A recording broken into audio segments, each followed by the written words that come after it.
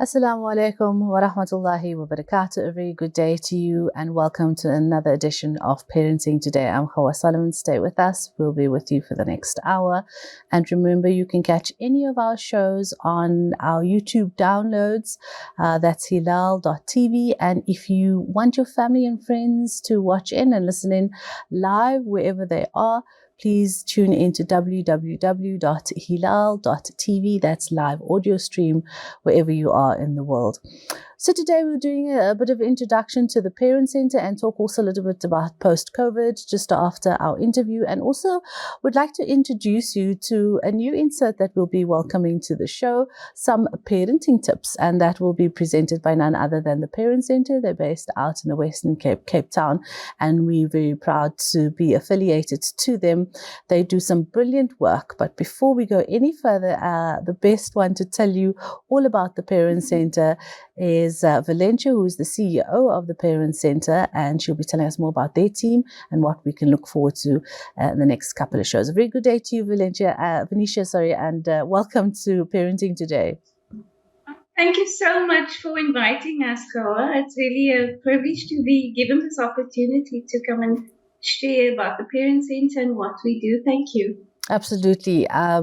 For an organization, MPO, that's been around since I don't know when, since before I was born, how could we not include, an organization that has the skills, has the years, has the backing behind them, and has gone through the year, like they say, I've done this, worn this, and I've got the T-shirt. And you guys have several T-shirts to pay homage to your experiences. But just quickly, as an introduction, and for those who do not know, tell us about the Parent Center, how long they've been around for, and the basic work that they cover. So we've been around for 39 years. So next year we celebrate our 40th birthday. Brilliant. And we were started as a small project by Cape Town Child Welfare Society. And just a background to Cape Town Child Welfare, they deal with children and they support and help children who've been abused, neglected, and abandoned. And back in the 1980s, they realized that in order to prevent child abuse and neglect, that support needs to be given to parents and caregivers. And that's how the Parent Center started as a small project. I think it was called Family Focus then. Mm-hmm. And in the late 90s, the Parent Center became a separate nonprofit organization. So we really exist to provide support to parents and caregivers. So by caregivers, we mean anybody taking care of children. So it could be grandparents rearing the grandchildren, which we certainly see more of. We talk about adoptive parents, foster parents, teachers, ECD workers, social workers. So really that's our passion, to support parenting and promote and teach positive parenting, especially to break this cycle of violence that we have in our country. Positive parenting is really important. Humble beginnings and still growing, and the work that you guys are doing. I know that you consist of not a very enormous team, but a good family household at the Parent Center. And yes, the amount of work that you do does not necessarily, balance out the amount of people that you have. So talk to us about the family that is based within the Parent Center. Yeah, so we currently have a staff of just under 50,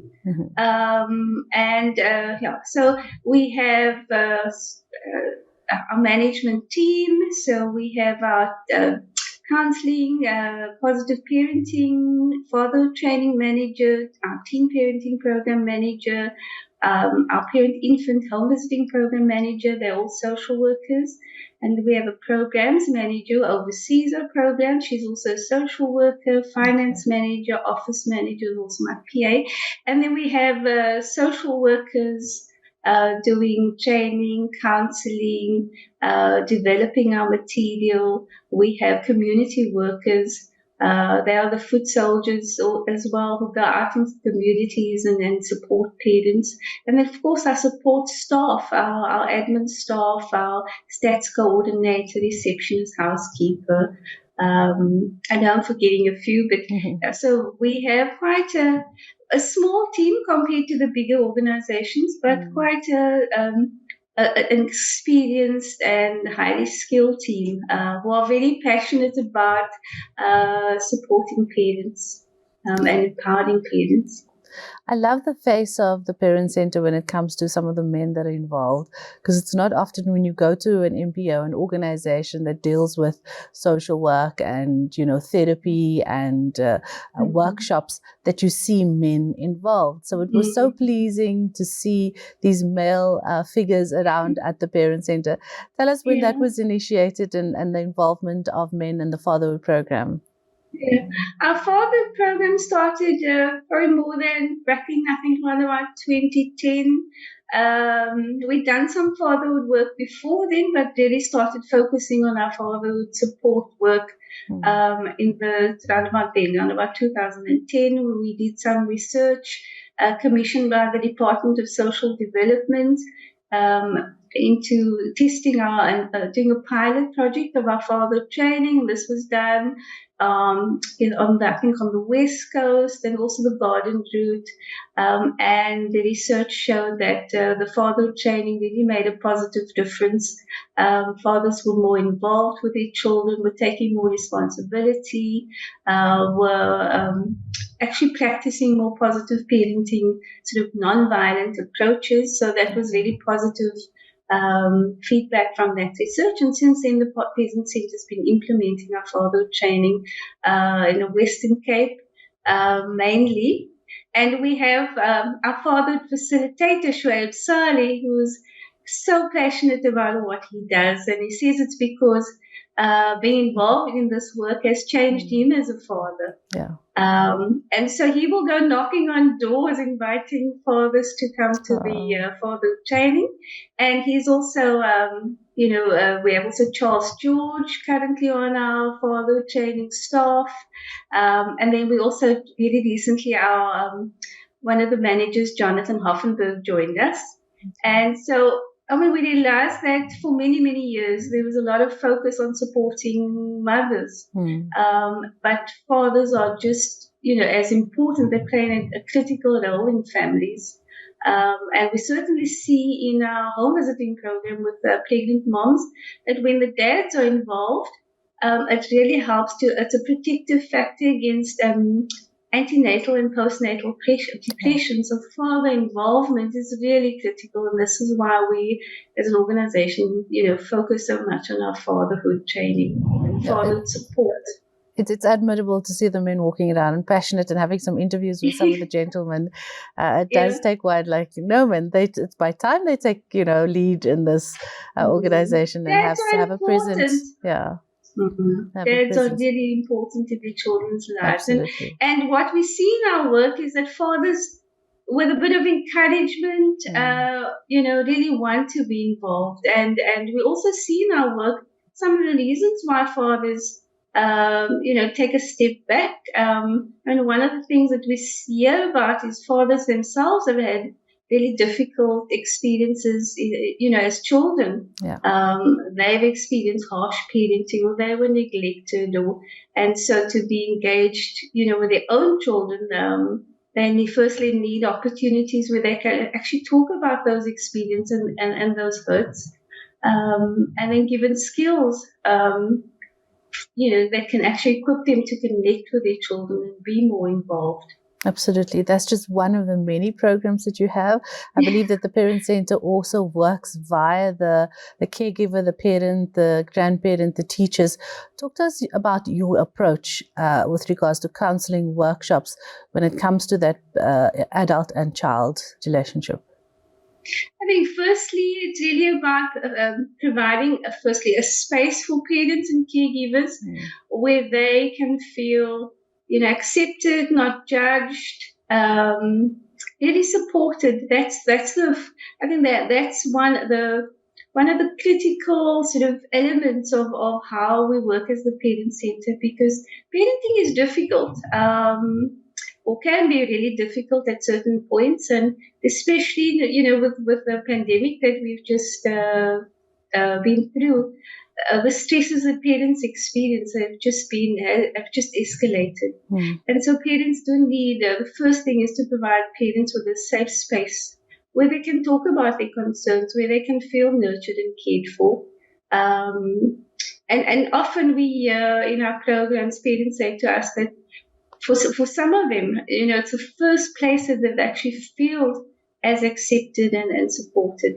So that's the first thing, of course, and then to provide parents with the parenting information and skills that can actually equip them to be more confident as parents, and also then to be able to build more positive relationships with their children, to be able to manage, problems with their children's behavior more effectively.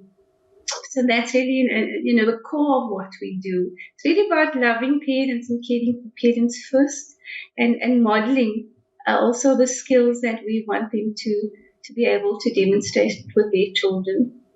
Okay, when we come back from the break, Venetia, stay with us. We want to touch more on the programs you're currently having, and you're still looking forward to for the year. And then the actual involvement, which we're really excited and pleased to announce that our viewers can look forward to with the Parent Center and Parenting Today. Stay with us. Don't go anywhere. Welcome back. Assalamu alaikum. A very good day to you. This is Parenting Today. I'm Khawa Solomon. Stay with us. We'll wrap up in this segment with the Parent Center, but not ending just yet with them. Very pleased to have them partner with us in some helpful parenting tips that we'll have on a regular basis. We'll play throughout the show, and also see where we can sneak a preview within the programming of Hilaal TV as well. Very, very pertinent parenting advice.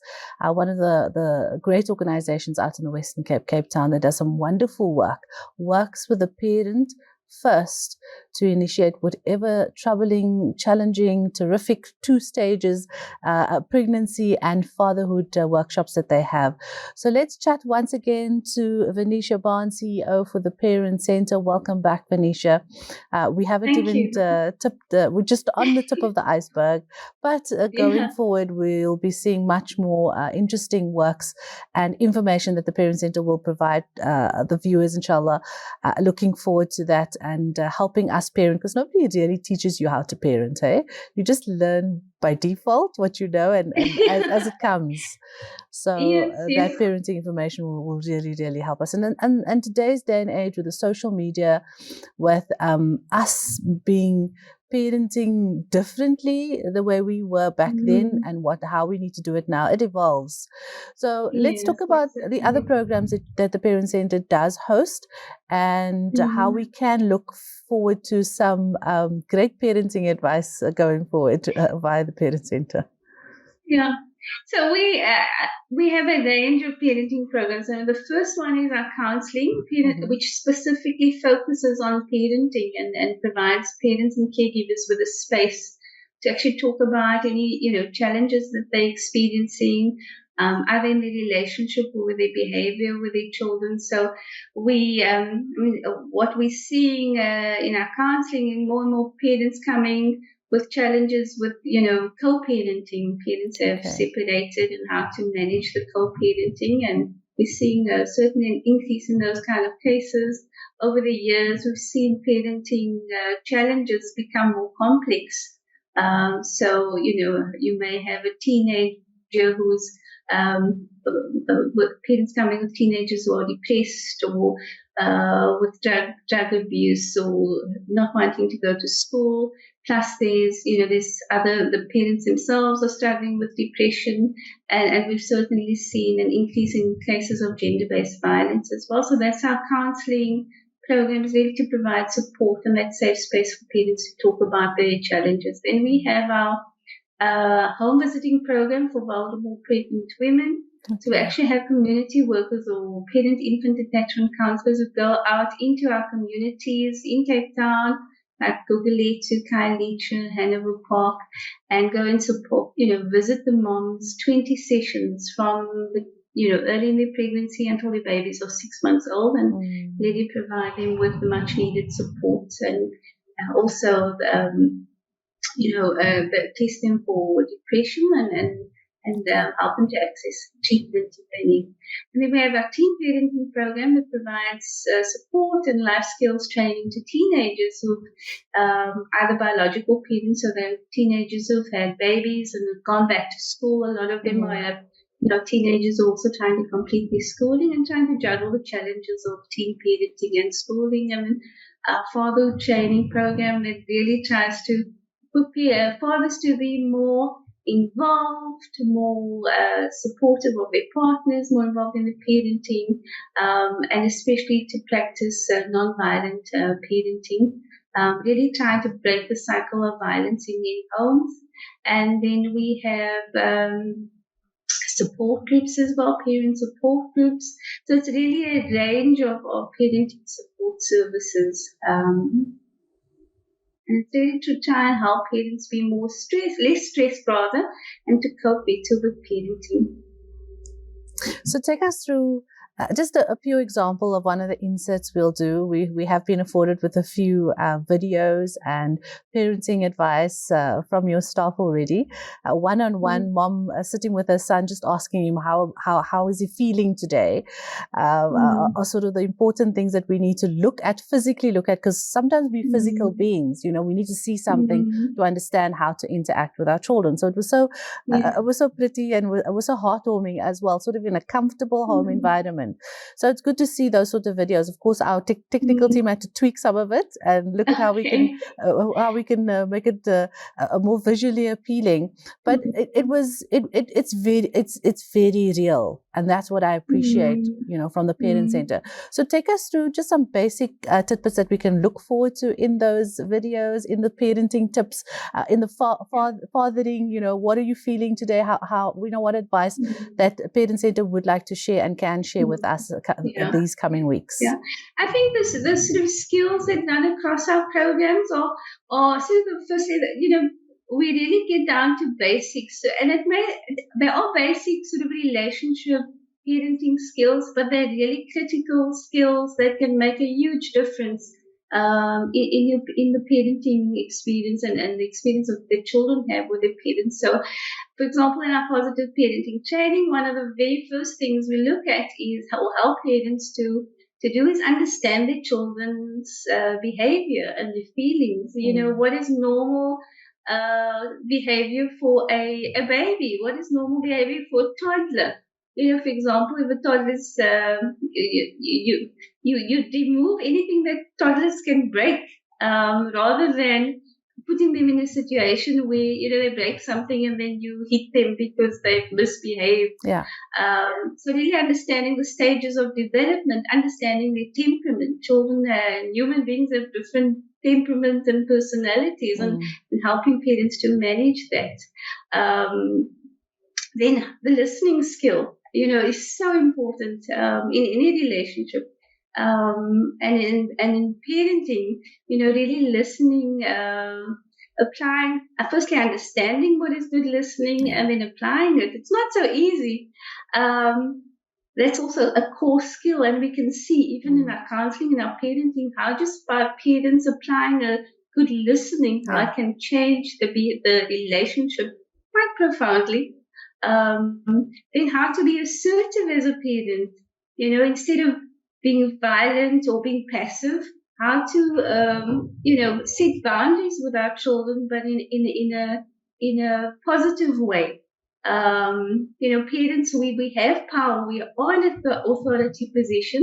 And that's our responsibility as parents, but how to do it in a way that invites cooperation from your children rather than invites rebellion.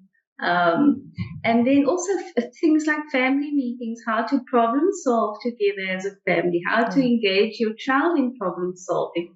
So if a child is having a difficult time with a friend at school, for example, how can you engage with your child to actually help your child deal with that situation?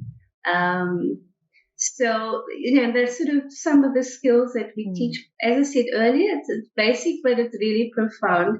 As I'm sitting here, I'm thinking about a mom who came for counseling, just about 2 or 3 sessions for counseling. And it's a story that I'll always remember. I actually bumped into her at a workshop, and she said to me, coming for counseling made such a difference because she came for 2 or 3 sessions. She had just gotten divorced. She was worrying about a 16-year-old son who was on drugs and with the wrong friends. And there were 2 things that the counselor said to her: don't be afraid to parent, and then find something that he's interested in, that the 2 of you can connect around. And he was interested in dogs, and for the next couple of months I spent time researching dogs, but it was a bonding experience, and she said it made all the difference. He managed to, let go of the friends, finished matric, and at the time that I chatted with her, she said he was actually in the second year at university. Wow. And it could have turned out very differently. True. Sometimes we just those, need that. Those kind of skills, just by applying those skills. But you need somebody to teach you the skills, and also opportunity to practice, and that's what we do in our parenting training and in our counseling as well. Definitely. And even if sometimes you've read the books, you've done workshops, and you just need someone to buffer off that information, just to tell you it's okay. You can be in charge. You can take authority.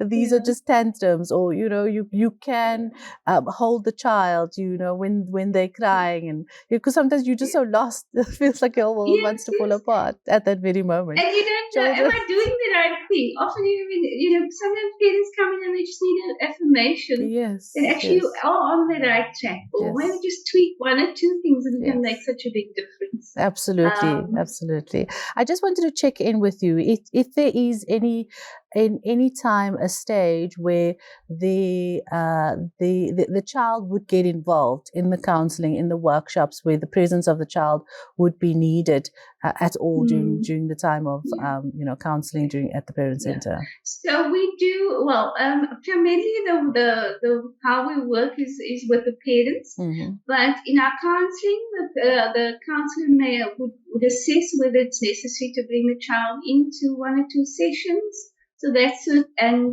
we also have a specialized 0 to 5 counseling program, which I didn't mention yet. And it's a specific program for parents of children 0 to 5, children who are experiencing difficulties with sleeping, feeding, uncontrolled temper tantrums. And in this specialized counseling, the counselor works for the parents and the children. Okay. But generally, as I said, the counselors would assess in our general counseling, counselors who would assess whether it's necessary and it would be helpful to bring the children or child to the session. Excuse me. So Venetia, lastly, if the public and individuals who hear about the Parent Center listening, from across the lands and over the beautiful seas, they want to get involved, they want to support the valuable work that the Parent Center does, how can they do that? Well, there's a number of ways. So first of all, make use of our services. And now with what COVID has taught us, we can extend our programs throughout the country or internationally. So, if you want us to get a group of parents together, we can offer our positive parenting training, for example, via Zoom, or similarly with our counseling. We do a lot of online counseling these days. So certainly make use of our services, and excuse me. And we also, if there are companies out there who are interested and concerned about the well-being of their staff, certainly we can come and work with you and offer counseling and parenting training for your staff. And then, of course, we always, part of my job is to do resource mobilization for the organization. So if you can come alongside and support our programs financially. Our counseling sessions, for example, cost us about R300 per session. So there are many parents out there who can't afford the counseling service. Please come alongside them and donate towards a counseling session. You may want to sponsor 1 counseling session, or you may want a R300, or you may want to do a donation of R13 a month. And then also skills, share your skills. We're currently needing some support with our bookkeeping. As we growing, our bookkeepers, there's too much work. So if there are any retired bookkeepers out there who wants to come alongside and offer a couple of hours a week to help our bookkeeper, that will be great as well. Great stuff. But certainly, make contact with us, and we're always willing to share what we do. And if you have any more questions, we're certainly there to answer them. Thank you so much, Venetia Buddy, CEO for the Parent Centre. Definitely not it for now, or the last time we'll be speaking. We'll be seeing a lot more from the Parent Centre on parenting today. But it's been an absolute pleasure for today. Keep up the great work. May the Almighty continue giving you guys the necessary strength, ability, mental, emotional, physical capacity to do what you guys do. And I think a big thank you to your family as well, because your work doesn't just end here 9 to 5. I'm sure you take it home with you as well. But again, thanks so much to you and your team, to Jonathan, like all the guys, Carmen, everybody who I've been chatting to. We'll be working closely together for the next couple of weeks. But again, we'll chat soon. All the best. Right. Goodbye, Venetia. Thank you so much again for the opportunity. On your pleasure. Goodbye for now. There you have it. That was Venetia Burris, CEO of the Parent Centre. We're going to look forward to playing some interesting and informative and great guidelines to help us as Parent Centre, partnering with, at least from Parenting Today, partnering with the Parent Centre to help us as parenting our children in today's day and time. Next up, we'll be chatting to psychologists and find out what's happening in the world of post-COVID and how we as families and children are coping with it. More just after this. Stay with us. Assalamu alaikum wa rahmatullahi wa barakatuh. Welcome back. A very good day to you. A big thank you to the Parent Centre and the work that they do, some brilliant work. And we're really, really excited to get things going, as they're going to give us some great helpful tips, parenting tips to get us through challenging times in parenting.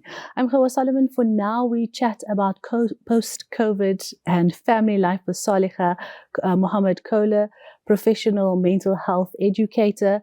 And alhamdulillah, very happy to have her back online with us. Assalamu alaikum to you, Saliha, and welcome back to Parenting Today. Wa alaikum assalam wa rahmatullahi wa barakatuh. Jazakallah for having me. It's always a pleasure to be with you here, Hawa. Absolutely. So we looked at, let's get straight into it. Let's talk post-COVID and family life.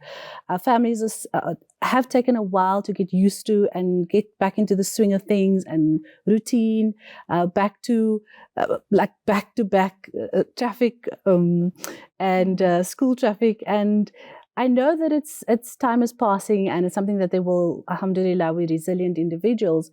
But if I may ask, what was life like quickly, if you can explain to me, just so people can get a feel of it from everybody? I know for me it wasn't really hard lockdown. I came to the studio every day and recorded. Ramadan was there, and the kids though felt it. So there was a lot of my husband, alhamdulillah, shukr, he was very supportive.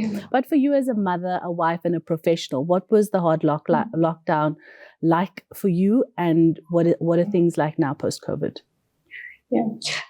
So I think, we've been through what many people may have experienced. I think initially there was maybe a little bit of excitement. We're all going to be working from home. We're all going to be together. You don't have to go to school. You don't have to go to work. But I think what happened thereafter was that people had to realize that it's a whole new adjustment. It's a new routine. It's a new way of working. Children, our kids had to start online schooling. We had to have designated workspaces for everyone. Everyone had to work together. We had to work around each other. I think initially it was an adjustment. And then, now going back to what things were before, a lot of people got used to the routine of staying at home. A lot of people got used to not going to school, not, tackling the traffic every day. So all over again, I think we have a whole new adjustment to get used to. Alhamdulillah. And it was something that you could adjust to quite quickly, Saliha? I think so. I think from my side, alhamdulillah, I was able to adjust quite nicely. But I do think, a lot of families have struggled. A lot of kids have struggled now when they have to go back to school. There's a lot of anxiety around that. It's back to the friends, it's back to the teachers. There's lots of social interaction now. So that has been, challenging for many families. And I know some did enjoy being at home, being sort of a closer family. I've heard some beautiful stories how people even, couples got back together, how their relationship grew. And then there's also the flip side of things. And there's understanding that some were actually trapped in situations where other than maybe going to school or going out was a way of not being in a toxic, under a toxic abusive home, abusive relationships. And there was stats of domestic violence had increased significantly twofold during the pandemic. And I think routine in going to school for some pre-COVID was an escape where they didn't have to endure that day in and day out. And unfortunately, with lockdown, a lot of families and a lot of couples and, couples would argue, real domestic violence happening and children would be exposed to that. So how have our kids coped? How have they gotten through this? What are the mental health effects of living in an environment like that? Yeah. So alhamdulillah, I want to touch on that a bit later as well. But going back to routine, I mean, moms had to carry many hats, being an online school teacher or just, teaching them was one of them. And that's one of the reasons why I send my child to school, because I'm just not equipped. But alhamdulillah, sometimes we had to be faced with this situation, and lockdown was one of it. So a big up to our teachers and the work that they do. They're the chosen ones. So the kids have also come up with some issues, like asking, why do I need to go back to school? Why must I get up? Why do I have to wear a mask? Why do I, have to do this, do that? And often, we just shoo the concerns aside and we don't, often speak about it. And then post-COVID, generally, when our kids are a bit dramatic and we look at, what, I'm not going to deal with this, we end up shouting. So let's talk about walking away in that moment when your child is a bit dramatic, where everything is extremely chaotic, you're about to leave and you just want to shout at them. What is your advice to parents at that very moment, how they can handle things, and then what happens, after that issue? Absolutely. I think as moms, we're overloaded. We have so much on our plate, and often it becomes too much. And when it becomes too much, we struggle to regulate our emotions, and we lose it. We lash out and we start shouting and screaming, just as you described. And I think what's so important, but what's so incredibly difficult at the same time, is for us to pause and let our kids have their moment of saying what they need to say, letting them have that tantrum. As difficult as it is, as difficult as listening to the screaming and shouting is, I think we need to give them that space to express themselves. And once they've managed to calm down, I think we need to reflect to them, and we need to say to them, let's talk about how you're feeling. I think that's something that doesn't happen. Our first reaction is to say, what is wrong with you? Can you just carry on doing what you were supposed to do? There's so much of homework you need to get through. I need to finish with supper. I need to clear up, the dinner table or whatever it may be. But my advice, or, I would say to parents, is just stop, breathe, take a moment, allow your child to feel what they're feeling. And once that moment has passed, I think we need to get involved. We need to start talking to our children. We need to ask them, what is it? Why are you behaving in that way? What's troubling you? I want to go back to understanding mental health. We're going to take a short break and go through it step by step. I mean, as leaders within our households, because that's what we are, mothers and women, and some fathers as well, single parent households. How do we, make the conversation comfortable? How do we make to our children this idea of mental health easy to talk about and not make it a taboo subject. But we'll talk more with professional mental health educator Saliha Muhammad Kola just after the short break. Stay with us, don't go anywhere. Assalamu alaikum and welcome back. A very good day. Thank you so much for joining us in our last few minutes of parenting today as we tackle post-COVID and getting back into family life. Yes, we're stuck in traffic now, back-to-back school traffic, back to work. There's routines. And for 2 years, we had a bit of a break, but some just needed that. And then some also just needed to get back into it. So now we're back into it. And now the routine starts again, dealing with children's moanings and groanings and having to leave the house with 110 bags and lunch and all that stuff. So it builds up the frustration. And often we don't know how to communicate or even talk about mental health. Online, we have a mental health professional, Saliha Muhammad Kola. You still with us, Saliha? Sure, I am. Okay, great. Let's quickly define mental health and how we as mothers, community members, are leaders within our society, in our households, and it's literally at our doorsteps. How do we not push it under the rug? How do we make this conversation comfortable to our children so that from years to come, it isn't a taboo subject anymore? So for me, mental health is all about experiencing too much of an emotion, happiness, sadness, anger, jealousy, to name just a few of our emotions, are intrinsic to human beings. I mean, it's part of who we are. But when our emotions become too much or too little, let's take happiness, for example. When we are too happy, we are put into a manic state. And when we are too sad, we are in a depressive state. So we need to regulate those emotions so that we are somewhere in the middle. And it's okay to feel every emotion. And I think as parents, we need to acknowledge that it's okay for our children to feel happy, to feel sad, and even to feel jealous of their peers.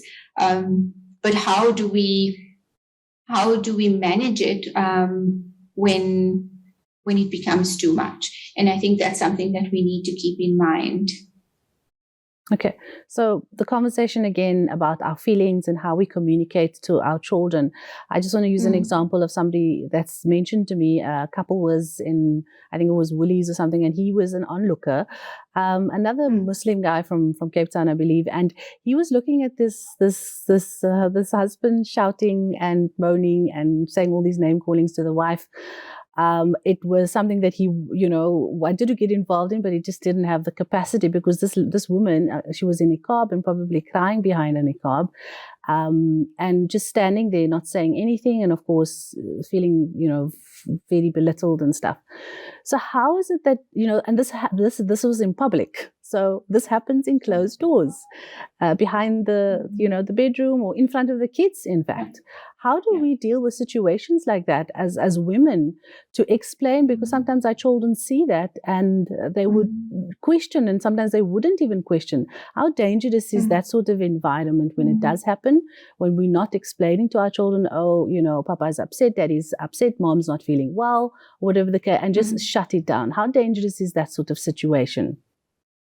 I think we need to have the open conversation with our children. It comes down to sitting down with them, making eye contact with them and really asking them, I know that, we as parents had an argument and I want to understand how did you feel about it? Are you afraid? Do you feel afraid? Because often children do feel afraid. They worry about what's going to happen between their parents. And often they imagine the worst. And they carry that anxiety with them, to school. And that, plays out in sometimes deviant behavior.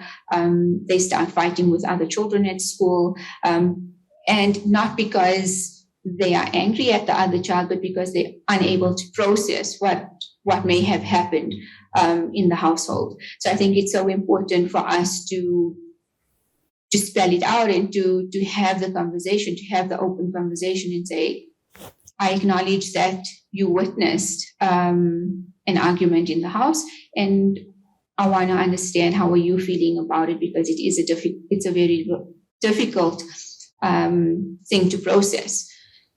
So at the end of the day, I think it's important for parents to engage with their children, because at the moment, I think our children are so far apart from us because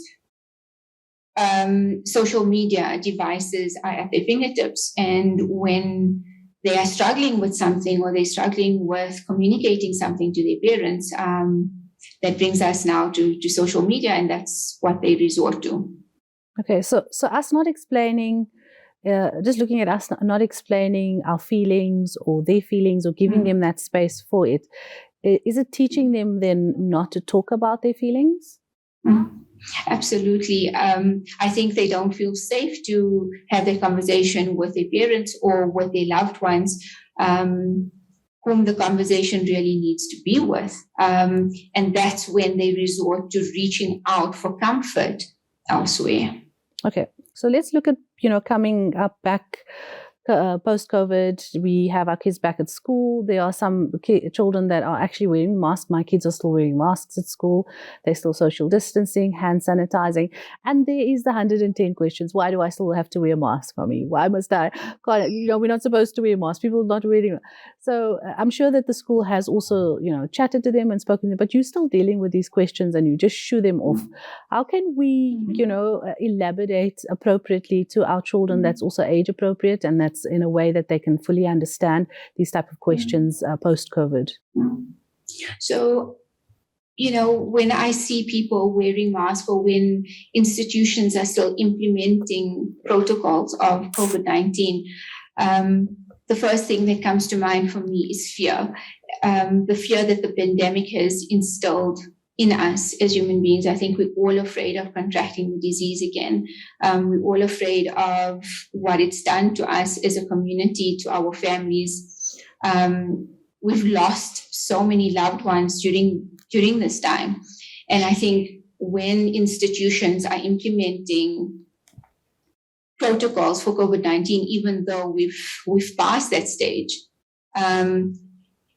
it's fear. It's fear of contracting the disease. It's fear of getting sick. It's fear of being admitted into hospital, and it's fear of losing those around you. Yeah, very true. So I think we still need to be sensitive to that, and I think we need to talk to our children. I think they are aware of what COVID has done. I think they are aware of all the people who have been lost. I think and that's been hard on them. Are we talking to our children about those loved ones that have passed away? And I think it's an important thing because it's a void in their lives now. Okay, so as individuals and moms, we try and have a schedule to go, through life and just make ourselves feel safe. And then that whole fear thing, nothing's going to happen to change it.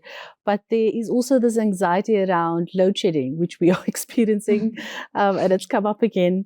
And people will plan their day, and we'd have the schedule to go off at 6, go back at 8, and all of a sudden it doesn't. How can we deal with these daily stresses and anxieties that doesn't pull us down our South African way, and not allow our children to get pulled into our issues, or even them getting distracted with the load shedding, because there's midterms, interms, there's projects, and most of these things are done online. Yeah, I think it's very difficult. I think it is a big challenge that we as South Africans face right now. Not everyone has the luxury of having a backup system where they're able to continue almost as normal. Yeah. And I think when it comes to load shedding affecting our daily activities, again, it comes down to regulating your emotions in that time of frustration, in that time of being anxious. I think it's not allowing yourself to go into a state of panic and work around it. I think we need to have measures in place, and we need to have other ways of coping with doing our homework. We need to have better time management. We need to do things in advance. Unfortunately, that's what it's come down to. I think our planning has to be upskilled a great deal now. Plan B, Plan because C, of and load D. shedding. and let's work with the load shedding schedule that we are given, and try to work around that, and try to manage our anxiety as best possible, and teach our children as well. We have to now work in advance. We have to plan ahead. Unfortunately, I don't think we have another option. Yeah. All these stresses that I think is a daily challenge, and once we had it, we get so used to, and this thing of instant gratification, does all things that we need to work through. And if we need help, please reach out to individuals like Saleha Mohammed Kola, who is a mental health professional based out here in Johannesburg, and also someone close to your area. SADC also has some toll-free numbers, SMS lines, so please make contact with them when you do need help. A big thank you to Saleha. Until we chat again, it was really interesting having you online with us today. Please do enjoy the rest of your day, and all the best for your load shedding schedule at the moment. Jazakallah. Till we chat again. Assalamu Wa alaikum salam wa rahmatullahi wa barakatuh. That was Saleha Mohammed Kola, and earlier on we profiled the Parent Center. The next show will deal with holistic education. What is that all about? We'll chat to Dr. Muhammad Fadil Arnold, Professor Arnold, in fact, and he explains what holistic education learning is all about in our next show on Parenting Today. From myself, Hawa Solomon, goodbye and have a good day.